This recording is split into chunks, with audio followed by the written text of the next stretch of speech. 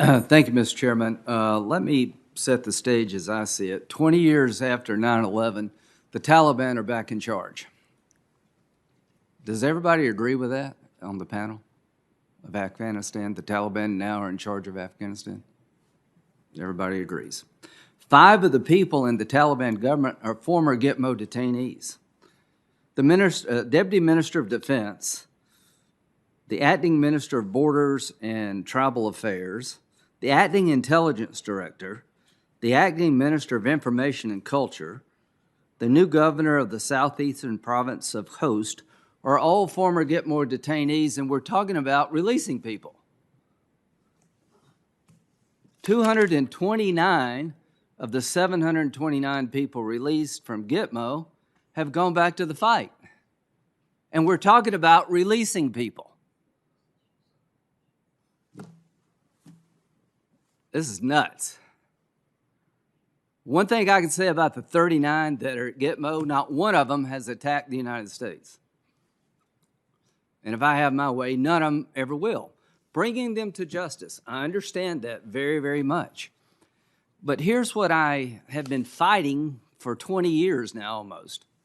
I don't want anybody to be tortured by American military personnel or government officials or contractors because that makes the war harder to win. That's why, along with Senator McCain, myself, and many of my colleagues, we fought hard to hold those accountable who lost their way. But having said that, I've never accepted the false choice of try them or release them. We're at war, General Baker. We're not fighting a crime. Do you agree with that? This is not a criminal enterprise. This is a war, and we're applying the law of war. Is that correct? Sir, what my sphere of influence is overseeing the military defense function. Yeah. Policy decisions are decisions by Well, let me just ask you this. As a military lawyer, does the United States have the ability to hold a member of the enemy forces as an enemy combatant under the laws of war? In certain circumstances, yes, sir. But that's not what we're talking about here today. Everybody at Gitmo went through a combat status review tribunal hearing. Is that correct? Yes, sir, but what we're talking about... What we are talking about here is that these people have been determined by a process consistent with the Supreme Court determination that they are, in fact, part of the enemy force. There was a hearing held for all 39, combat status review tribunal, under the law of war, required by the Supreme Court, and everybody was found to be a part of the enemy force. Is that true or not, General Baker? But what we're talking about today, sir... My question is simple. Are the people at Gitmo, have they gone through a process and been determined to be part of the enemy force? Not a process that is fair, no, sir. Well, that's your opinion. Yes, sir, it is. That's an opinion. You're the defense guy, and I admire the hell out of you. This is a hard job. You're doing the government of the American people a great service by being willing to defend these folks. You're doing a fine job. But we're here as policymakers to make a decision on what we should do. I think it's absurd to criminalize a war. You can hold somebody until they die as an enemy combatant if it's unsafe to release them if the war is not over.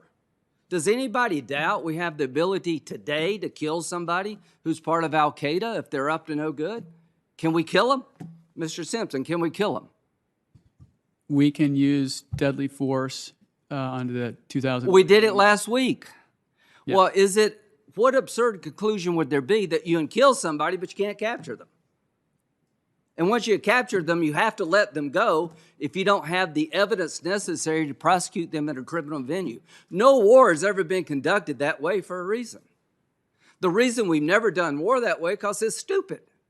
We're not fighting a crime, we're fighting a war. I don't want to torture anybody. I want to give them due process consistent with being at war. And if necessary, I want to hold them as long as it takes to keep us safe, or we believe that they're no longer a threat. To the 39 at Gitmo, I believe all of them are a threat. If we can try them, great. If we can't, let's hold them.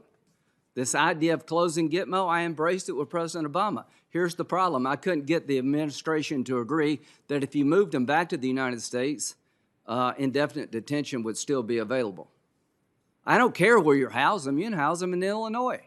As long as you don't let them go if the circumstances under the law of war prevent them from being let go. We could never cross that bridge. There's not one member of the Biden administration on this panel, and all of you are great Americans.